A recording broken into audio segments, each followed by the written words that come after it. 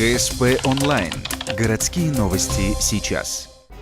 Ежегодно в муниципалитете проходит конкурс профессионального мастерства среди сотрудников учебных заведений. Для преподавателей детских садиков он называется «Лучший воспитатель». Участники из дошкольных учреждений соревнуются в методиках, понимании, успехах на образовательном поприще и так далее. Те немногие, кого признают лучшими, затем представляют город на республиканском уровне. В этом году честь Ухты защищала музыкальный руководитель детского сада номер 65 Елена Бачурина. Она стала лучшим воспитателем муниципалитета в 2017 году и в Сыктывкар ехала отнюдь не с пустыми руками. Главная идея педагога – поликультурное образование, то есть в большой, многонациональной стране важно проявлять понимание, как это привить детям.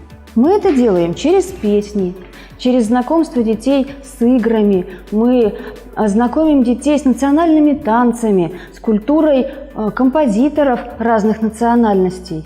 Участники республиканского конкурса состязались в заочном этапе, где оценивался заранее сделанный ролик и сайт преподавателя, и очном, когда специалист представлял себя лично. Мастер-класс, занятия с детьми, педагогическое обсуждение – все это оценивается. Если в заочном этапе баллов было маловато, то в очной форме Елена Бачурина набрала на 11 баллов больше будущего победителя. Согласитесь, более чем показательно.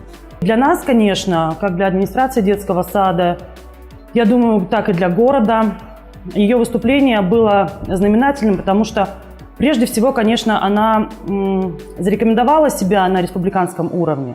И, соответственно, по ней сложилось впечатление и о нашем детском саде, и о муниципалитете в целом.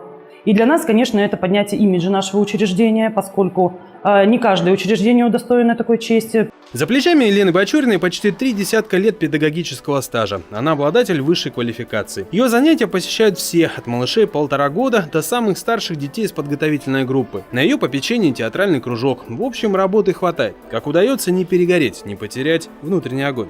Дети, самое главное – это их любовь. Это увидеть, как загорелись их глаза.